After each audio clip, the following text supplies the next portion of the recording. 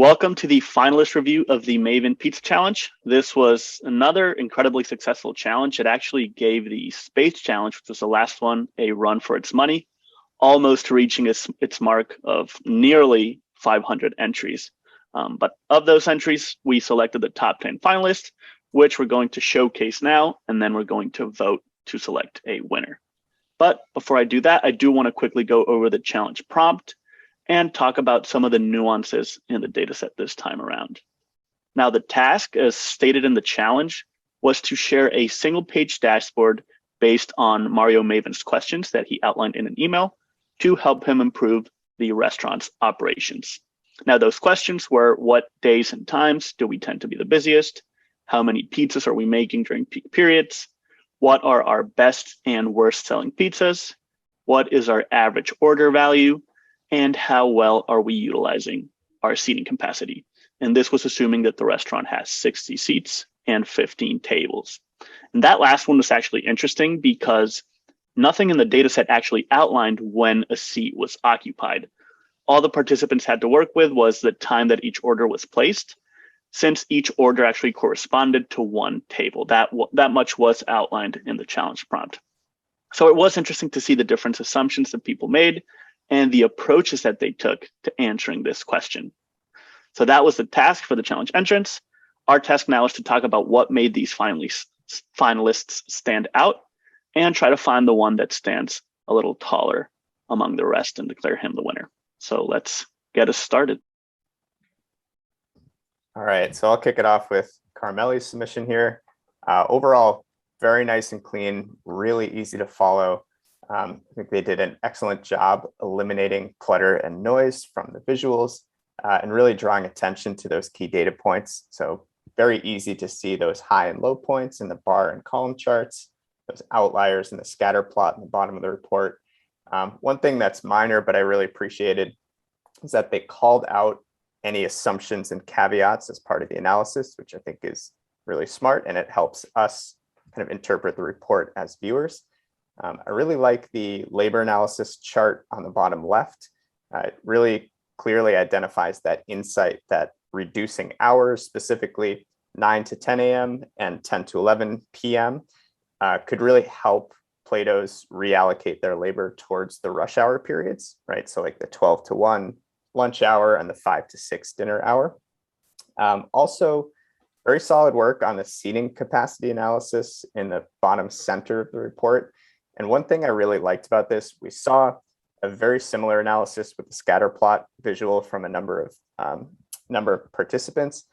But the difference with Carmeli's was that they actually called out the 7 times or 7 instances where Plato's exceeded their seating capacity based on the assumptions. But instead of saying that this is a problem, they said, you know what, this is acceptable given the total amount of volume that they see throughout the rest of the year, which I thought was actually pretty clever and a very reasonable takeaway based on that part of the analysis. What was really interesting here that kind of caught my eye was the ingredient and inventory analysis in the lower right. And I don't think anyone else identified this particular insight, that more than half of all the ingredients, 36 out of 64 total ingredients, are only used in one single type of pizza, which is an interesting insight and potentially opens the door for recommendations to maybe tweak recipes or utilize ingredients a little bit more efficiently or effectively. So overall, super solid submission, really not a whole lot to pick on here. If anything, I personally prefer the heat map approach to show the hourly patterns or the day of week patterns, which help kind of show that weekdays skew towards lunchtime hours, weekends skew a little bit more towards dinner hours. But overall, I like that Carmeli kept things really clear, really easy to interpret. So overall, very nice job. All right. So next up is Mateus. And I thought Mateus did a really great job at putting forth critical information. At a high level, I think the dashboard or the visual is well structured, nice theming. I enjoy the neon pizza theme that carries through. There's a lot to love about the organization and data presented here. Kind of diving in chart by chart, I love starting with some high level KPIs at the top to orient our viewer in terms of the scale of our numbers and just get us a sense for what are the most important statistics. Moving down to the first chart, this line chart here, we have a really nice view of revenue, and he's trying to dive into trend here over time. The one thing that I like about this chart is the rolling average. Rolling averages are a great way to smooth out and determine trend from what could be a noisy time series. What I don't like is leaving the individual data points from this line chart in the background. If anything, I would just stick with the rolling average and drop this unless there are specific data points we want to call out in this time series chart here. So, having all this ink on the page behind our rolling averages, which is what we're talking about, sort of lends to just clutter that isn't necessary. The next visual is very interesting. We saw a few different takes on how different time periods or months compared to the average. And I like the visual appeal of this step chart, but a few things about this make it a little bit difficult to interpret. One is because our scale doesn't start at 0, our y-axis. It makes the magnitude between days look a lot bigger than they were. I still think we get the insight, clearly that our, revenue is differing between these time periods, but I think just the way it's packaged makes it a little bit harder to interpret than it needs to be. But I love the look of this chart, if anything. Next up, we get some really nice insights about weekdays versus weekends. I didn't see this breakdown too frequently. We get a lot of these heat maps, but I think it is worth and insightful to take a look at this angle of, okay, are more of our customers coming in, during Monday through Friday when they might be, going out to lunch with their colleagues versus the weekend. Those are two very different customer bases oftentimes. So breaking it down with this view, even if it didn't necessarily yield, hey, there's a substantial difference between these two time periods, is very effective and useful. And then we get this more detailed heat map view where, Matthias points out, hey, even though there wasn't a substantial difference between the days, there are some significant differences within each day that, we should be aware of here. And then my favorite chart of all, probably in this entire dash, is the bottom left chart, where we not only break down our revenue by pizza type, but then within each revenue, we have a nice 100% stacked bar chart indicating what were the most common sizes. So I think this is a really effective way to visualize, 2 layers of categorical variables in a hierarchical manner, just by using our trusty dusty bar charts here. So I love to see that. And then the last piece here is a word cloud, kind of diving into how frequent different ingredients appeared. And, word clouds can go either way. I think overall, this gives the user a nice sense of which were the most commonly used ingredients, but we don't really get any insights in terms of what, how we could act on, we would probably expect that tomatoes and garlic are very common in pizza. So, we're lacking a little bit of actionable insights here. And so, we just saw a really nice take on the ingredient analysis where we saw, which are commonly shared among pizzas versus which are one-offs, which gives us a little bit more to work with than this word cloud here. But overall, I think, Matthias really touched nicely on a ton of different angles to look at this data and gives the user a really nice sense for the lay of the landscape. I think if anything, there was a little bit more room for Matthias to make recommendations about the operations of this restaurant, as opposed to just kind of exploring the data and letting us draw the conclusions. So if he were to enter another competition, I would say, make some more declarative insights, tell us what you think the business should do, as opposed to just show us the data. But this is a really nice visualization, nicely themed, nicely formatted. Well done, Matthias. All right, so I'll jump in here on Marjolaine. So another familiar face, and kind of overall very very strong submission from Marjolaine. I think her dashboard, it's clean and clear. She uses a good mix of both kind of exploratory and some explanatory visuals, kind of specifically looking, at some of the charts in the top section there. And again, just like from an overall approach standpoint, really like that she, starting off with a lot of those main KPIs, and then breaking the dashboard down into two very distinct sections, right? First, kind of talking about, or analyzing ways that we could potentially drive more sales. And then on the bottom, looking at ways that we could, work more efficiently as a pizzeria. So again, overall, I think Marjolaine does a lot of stuff really well here and makes some solid recommendations. Looking at the driving more sales section, I really like this recommendation of creating, types of marketing campaigns or promotions that are tied to some of the most popular, pizzas that are ordered, and then providing some sort of discount or offer when you order an additional pizza. Again, I think this is a pretty kind of intuitive, kind of insight, but again, it makes sense to tie, some sort of discount or promotion to some of your top performing products. I think, the scatter chart here, I think does a great job of visualizing, some of her insights and recommendations on some of the lower performing, lower sale items and some of the higher volume, but lower ticket items, where, there's again, this opportunity to help increase overall revenue by saying, hey, we've got a lot of these pizzas that are higher in volume, but we're not making as much on them. Maybe we can increase the price by them a little bit to increase our overall revenue. Again, I really like that scatter chart where it's very clearly laid out, and you can really understand the kind of key recommendations there. Kind of looking at the bottom there, there's a couple of pieces that I really liked here.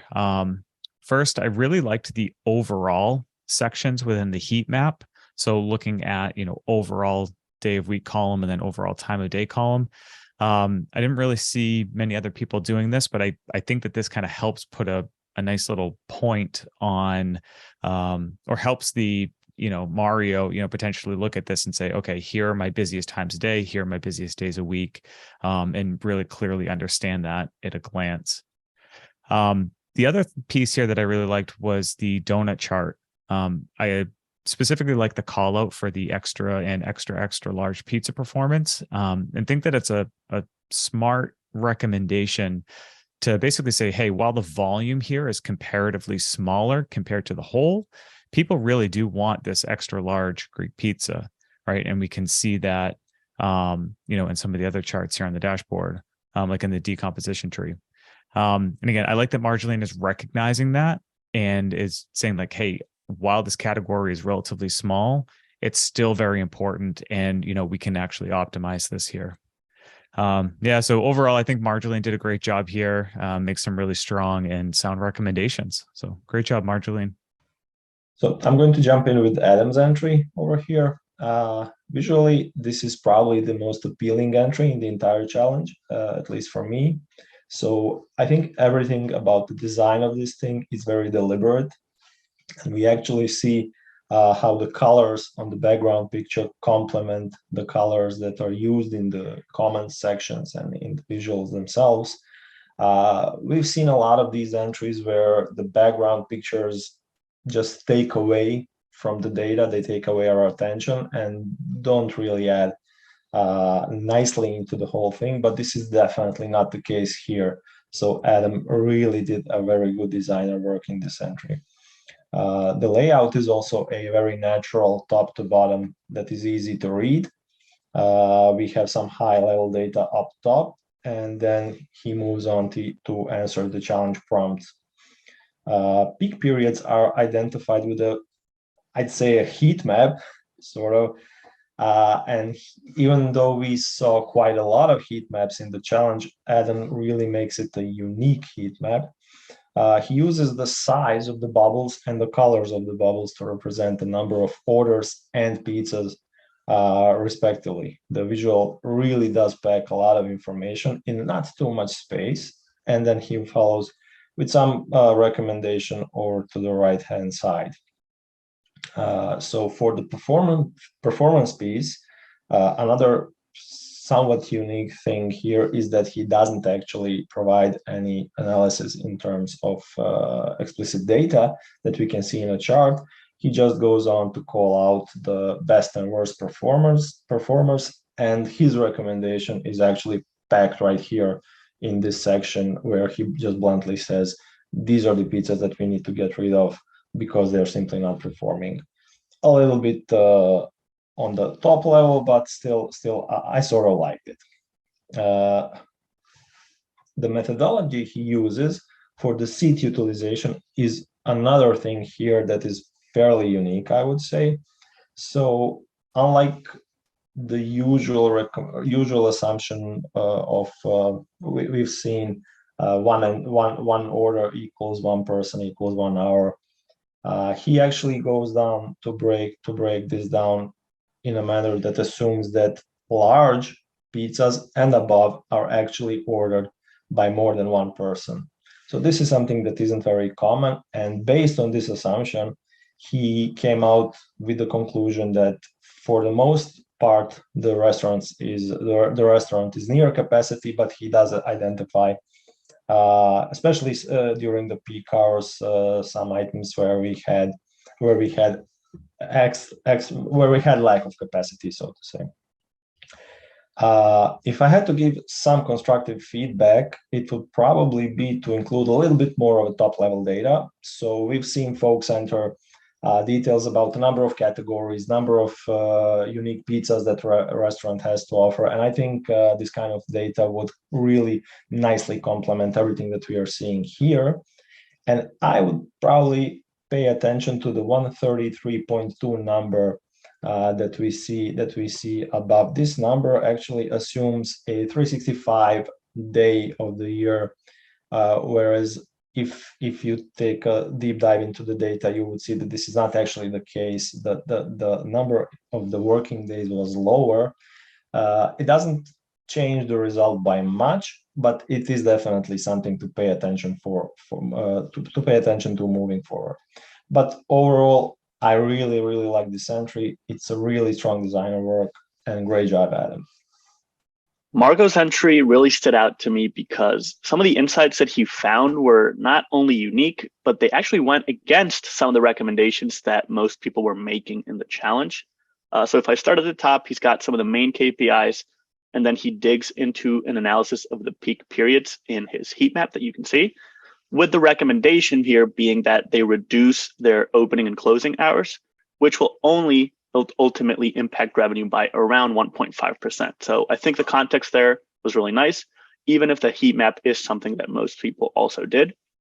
But the next heat map, though, on the bottom there is the one that caught my eye, because I saw many people calculate the average order value of $38 that Marco has here as well. But what Marco did was take it a layer deeper, and he noticed that most orders are actually much lower than that $38 value, with the highest frequency actually being at $25 or lower. And I actually think that's incredibly valuable for Mario Maven and the operations of Plate of Pizza, and especially since he does pair it with a suggestion, which is to offer a buy two, get one free to try to increase those ticket prices. Now, the other piece I loved about this is the final column. And Marco notices here that the extra large Greek pizza is sold at a much higher rate than all of the other sizes, small, medium, and large. And this is interesting because it's actually the only pizza that's offered at this size. So Marco suggests that we offer other pizzas at that extra large size as well, which could potentially impact revenue. And he also notices underneath that the Brie car pizza, which could be viewed as the worst performing, in fact, many people did view it as the worst performing and suggested we remove it from the menu. Well, Marco realized that it's only because it's only offered in a small size. And for small pizzas, it's actually the second best performing. So his suggestion there is to offer that pizza in other sizes as well, and then evaluate from there. So all in all, very clever analysis with really actionable data-driven insights. If I did have one suggestion to make, I would say that he could do a better job in just calling out the main insights from each of his visuals a little more clearly right off the top, maybe with a little bit of a larger font, so that it doesn't, you don't need to, read the fine print. to identify them. Overall, though, I really love this one. Great work, Marco. And this one from Injai is another interesting one because I think he actually does a lot of the same things that Marco did really well. And I think his execution might be a little bit cleaner, actually. You'll see that right off the bat, he's calling out that he's going to outline 4 steps to success, and then he dives into each one. So number 1, let's alter the opening hours. The column chart that he's got on the top right there shows the hours that he suggested we keep, and it's clear to see why by the sizes of the charts. And then the stacked bar charts to the left of that justify that decision by saying that a 27% reduction in operating hours would only mean a 3% revenue loss. I love that. Number 2, he mentions that we should reduce the variance in the peak periods for number of pizzas sold. He's got the heat map showing the peak periods by day of week and hour of day, which actually, and I didn't notice this until very recently, really cleverly aligns with the column chart on top of it for that day of the, hour of the day heat map analysis. And to back it off, he's got 2 suggestions. He mentions we should increase the price of these top 5 pizzas that we see in the bar chart, but offer discounts on them during the quieter periods. So that should keep revenue steady at worst and also stabilize utilization during the day. So I really love that too. Number 3, he mentions that we should increase size availability. And this is pretty much the same insights that Marco found on the extra large Greek pizza and the small brie car pizza, which was awesome. I love that he found that as well. And number 4, we should increase the number of 2-seat tables. Now, what Injai did was also make the assumption that many people did, that 1 pizza equals 1 person per hour, and the 15 tables had 4 seats each. So he found that only 26 hours during the year exceeded that capacity, but more than half of the orders during those periods were actually just for 1 or 2 pizzas. So splitting up tables into pairs instead would solve that problem. So again, nothing that I can really criticize here. Great approach, great insights, great execution. I just think it's great. All right, I'll talk about Idris here. I really love this one. We've seen quite a bit of work from him in previous challenges as well. Always a treat to see his submissions. This one, really nice layout. I thought he did a great job using color and pre-attentive attributes very thoughtfully.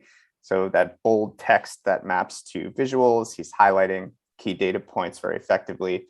And I like how he's using questions to break down each component of the analysis. So what does order say about the revenue? What days and times matter to the business? It just makes it very human readable and very intuitive to walk through. Nice use of KPI cards along the top just to get a very quick sense of scale. So breaking down orders and revenue overall by quarter, by month, and by day, which if I'm Mario, that kind of helps me get a sense of the scope or scale of the business for 2015. He did a nice job breaking down revenue and then diving into 2 pretty interesting outliers. November, which had high revenue despite low order volume, and August, which was basically vice versa, low revenue despite high order volume.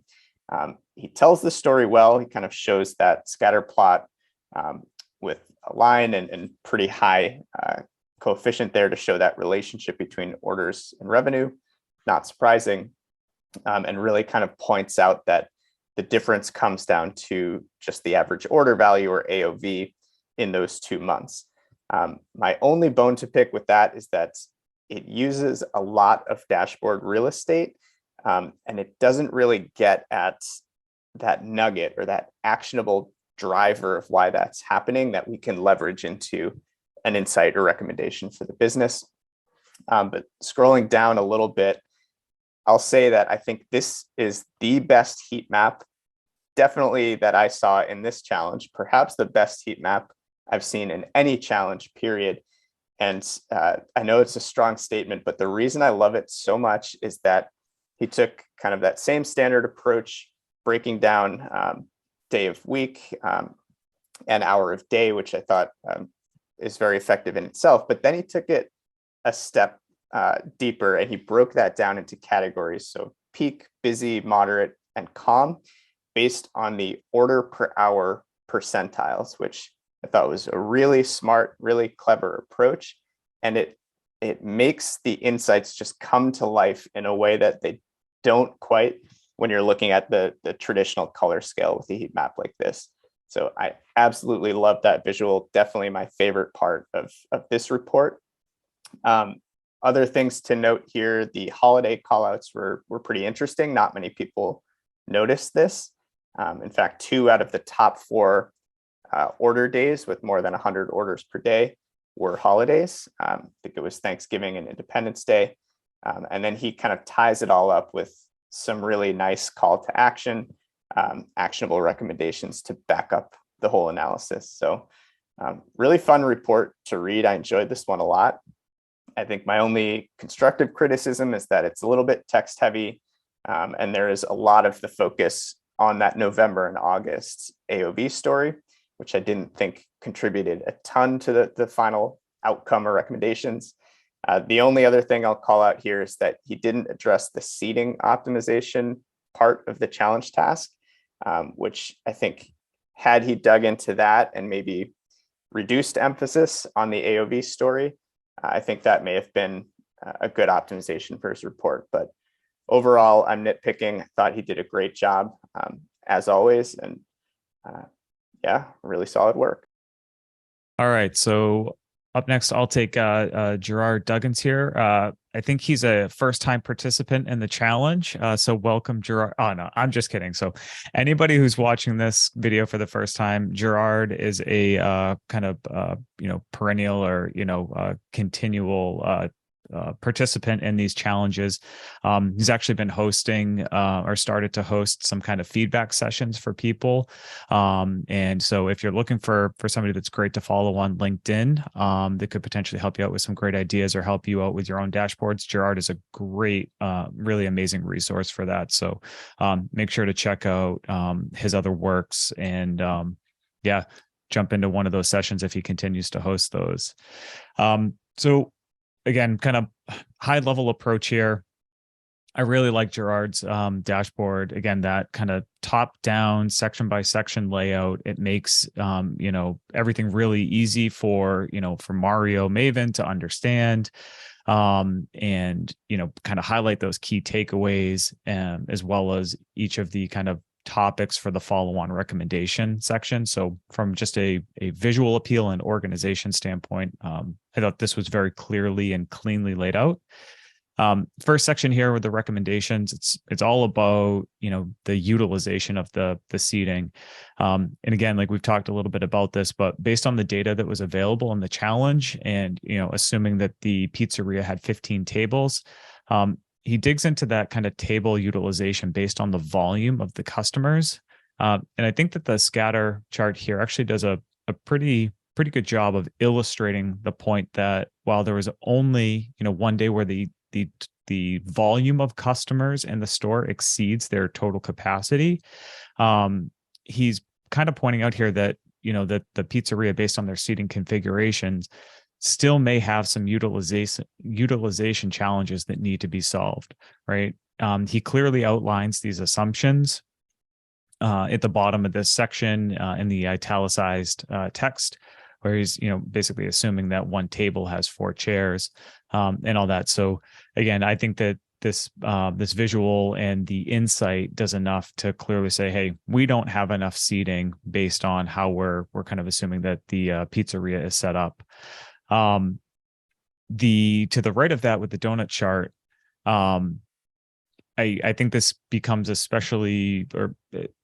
it becomes a little bit more clear here when you start thinking about, not every party that comes in is going to have 4 people or exactly the number of seats that are available per table. So what are we doing to accommodate smaller parties of people, right? Digging into the data set, he's saying that roughly 2/3 of orders are 1 to 2 people, or 1 to 2 pizzas, excuse me. So indicating that it was a smaller party size. And because of the smaller party size, we're going to lead to a suboptimal table utilization, again, assuming 4 chairs per table. So again, I love this kind of analysis, the way that he's approaching this and thinking about it. Underneath this, the next recommendation was about ensuring proper staffing levels during peak times. Again, I think the bar chart and the heat map do a pretty good job of illustrating the peak demand periods and the need for appropriate staffing levels to, basically make sure that the pizzeria can service all the customers during these peak hours.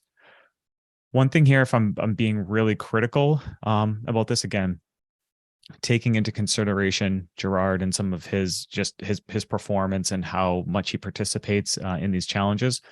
One thing that could have been interesting here is talking about not necessarily just the peak times, but the non-peak but very busy times, right? What could we have done there in that kind of gray area, we'll call it, right? It's not a very slow time where it's easy to recommend, hey, maybe we, cut down on staff or open an hour later or something like that. Or on the other end, make sure that we're prepared for these really busy times, these kind of peak times. But what can we do during these busy times to increase volume or to drive more sales and stuff like that? So I think that, again, kind of very minor nitpick, I think, in this recommendation for the peak timing. Gerard does a great job, but again, kind of thinking to that next step, like what else can we be doing during our busy times to help increase sales or boost revenue? Finally, moving down to the last recommendation, and this was all about optimizing inventory, right? And his point here is that the pizzeria actually has an opportunity to renegotiate some of their wholesale rates or how they're buying their product. Again, in order to pull this analysis off, he would have had to split all of the ingredients within the ingredient column into separate columns. Again, it's a really solid analysis here of the top and bottom ingredients, how the pizzeria should try to renegotiate their costs based on the ingredients that are most commonly used. And then additionally, looking at the least commonly used ingredients and starting to think about things like, are we wasting stock, right? Are we throwing stuff out? And if we're doing that, it means we're wasting money. So again, there's potential opportunity to optimize on both ends of the spectrum there. So again, just a really fantastic and pretty thorough job here from Gerard.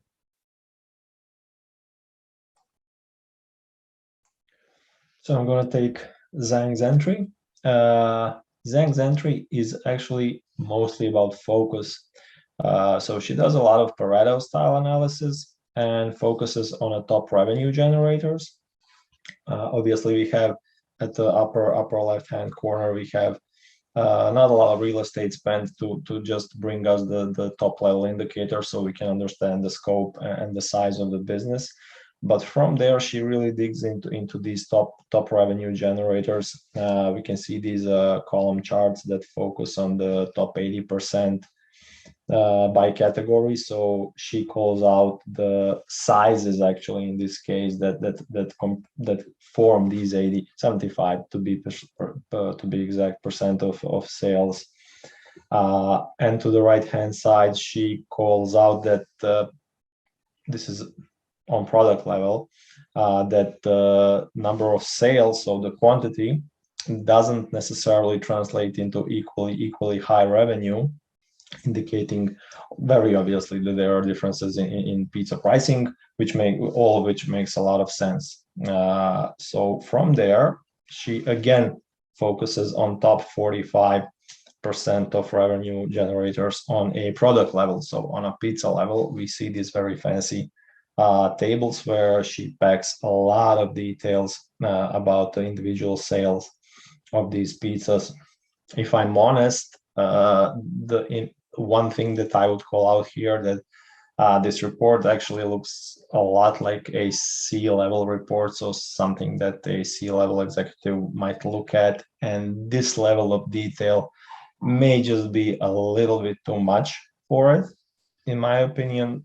We see, for example, the usage of spark lines in 3 or 4 different places.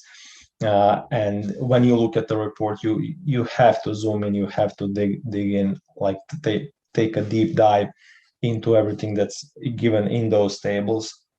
I think that's one piece of constructive criticism, but it doesn't take away at all from the overall quality of the report. Moving on, she does call out, we've seen this quite a bit so far, the worst performer and the peak periods in terms of time of day and day of week.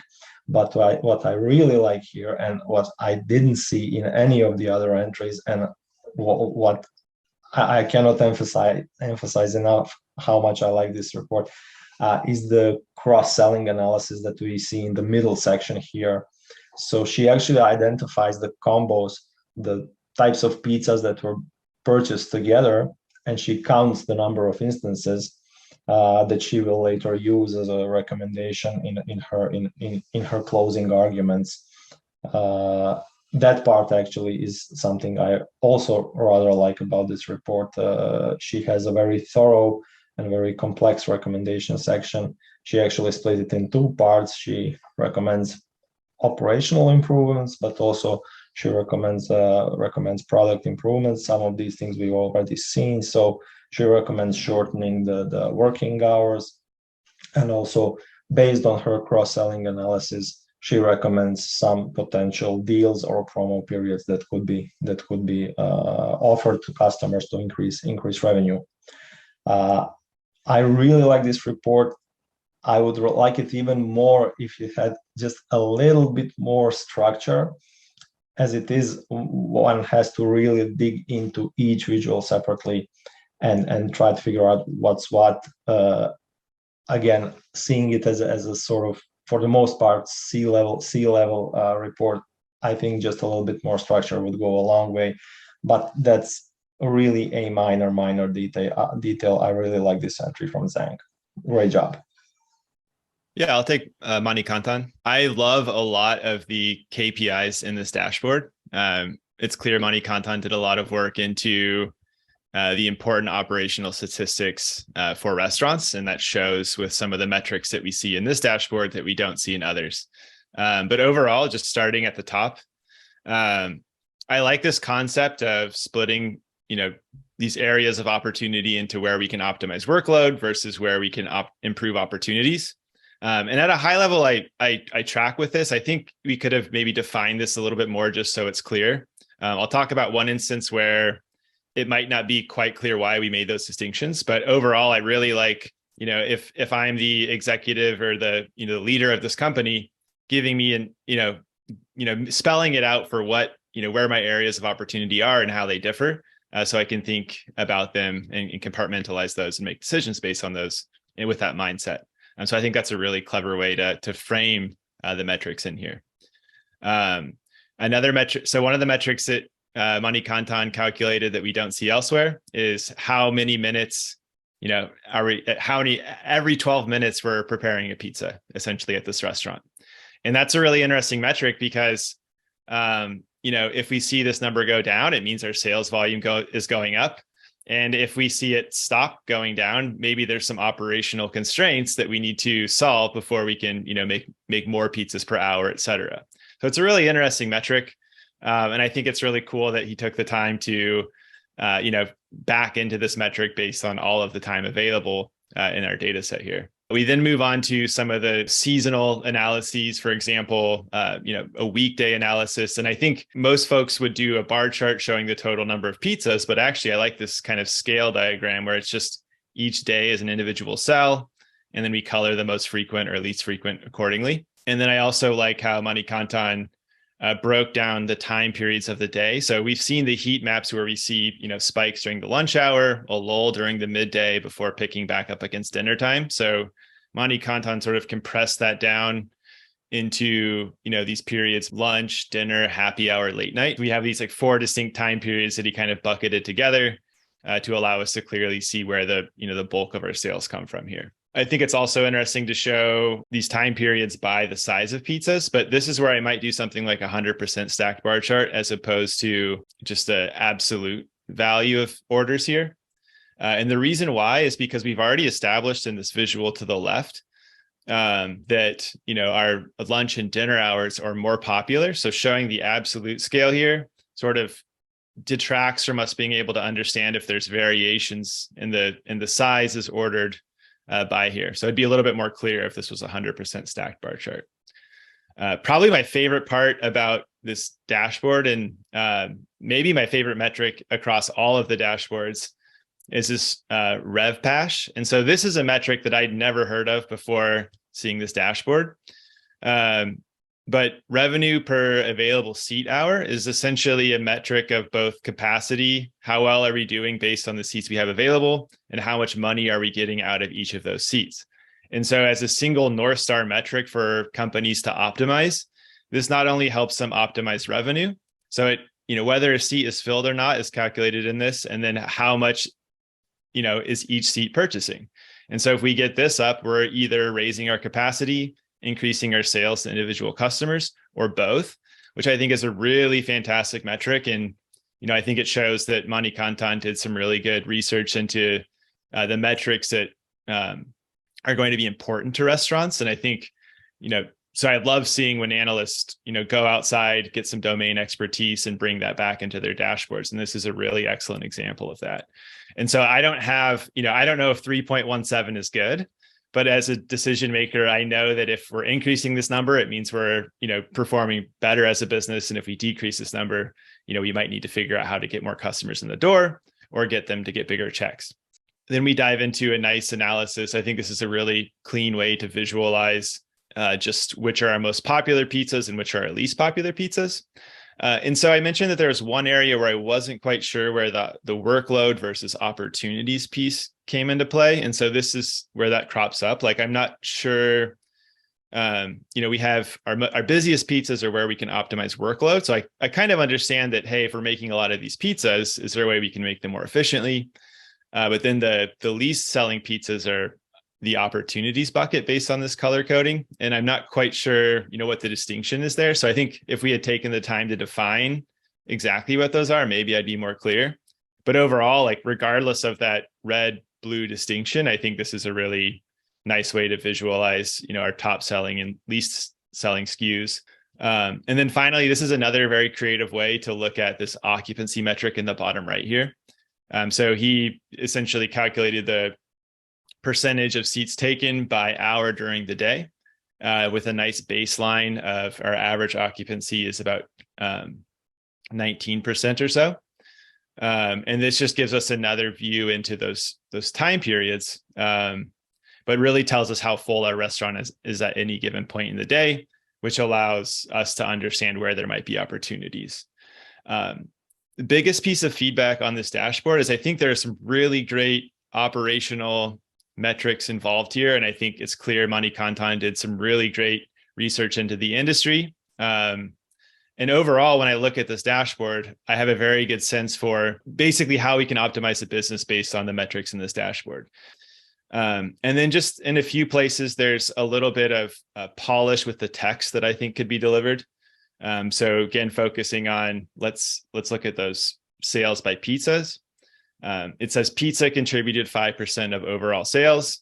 And then in the top, it says around 25% of sales come from the pizza. But overall, this is a really great operational dashboard. And I really want to commend you for diving deep into your subject matter research and delivering some metrics that would really help decision makers at Plato's Pizza drive the business forward. Well, that's all the finalists that we have. So after hearing a bit more about each finalist, does anyone have any favorites? Anyone that they kind of think might be in the conversation for the winner of this challenge, maybe? I'll throw in a vote for Injay. Yeah, I really like this one. Really interesting insights here that we didn't see anywhere else that I thought were really clever.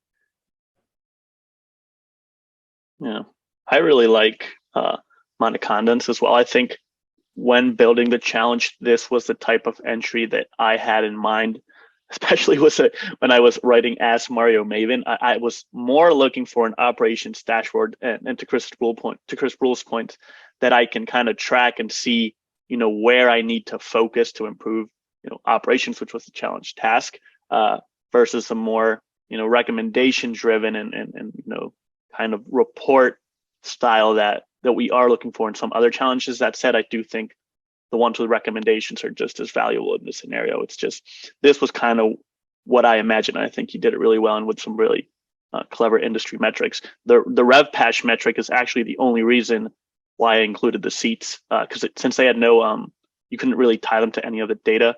in the data source, basically. But I knew that it would be helpful to calculate something like this, which was a really good KPI for restaurants. So I think this one was really good as well. I agree with you, Chris. I think this one's great too. Yeah, and I think potentially Idris, just with when we're saying things like best use of a heat map ever, in the history of heat maps, I think that I was just I was just gonna second Idris's application. I really like it. Chris Rule, any thoughts? I think you got most of the ones that I really liked. I like Gerard's a lot too. Yeah, so we're going to include it. I mean, always just such strong work from Gerard. That gives us what, top four if we include all those? That would be top four, yes. So we could put it to a vote. It would be Injai 1, Manikandan 2, Idris 3, Gerard 4. Let's do it. Is everyone ready? Okay. Oh, hold on. Yeah, it's a tough one. These are getting tougher and tougher. By the way, Gerard is an underrated logo designer in all of these challenges. Yeah. Nobody ever said anything about that. He always has a unique one, custom made and everything. 1, 2, 3. All right, so everyone's getting a vote, but Injai takes it. So all right, let's display this. Congratulations to you, Injai. Let's give him a round of applause. Yeah, nice work. Yeah, very nice work. I love the steps to success thing. I thought that was a really unique take on it. It's such a natural way to weave the insights in instead of having to like drill into text associated with visuals, like using those insights to drive the headers broken down into the 4 steps. I thought was really well done. So awesome job. Yeah, I think so too. As a reward, Injai, you'll be taking home a free annual membership to Maven Analytics for yourself and another one for you to give away to anyone you'd like. So congratulations once again. This is a really tough one, especially since we did see a lot of overlap between entries, which is expected with the same data set, but not something that we see that often across challenges. So really, really good job. That officially marks the end of this challenge. Thanks again to everyone that continues to participate, and make sure you stay tuned for the next one.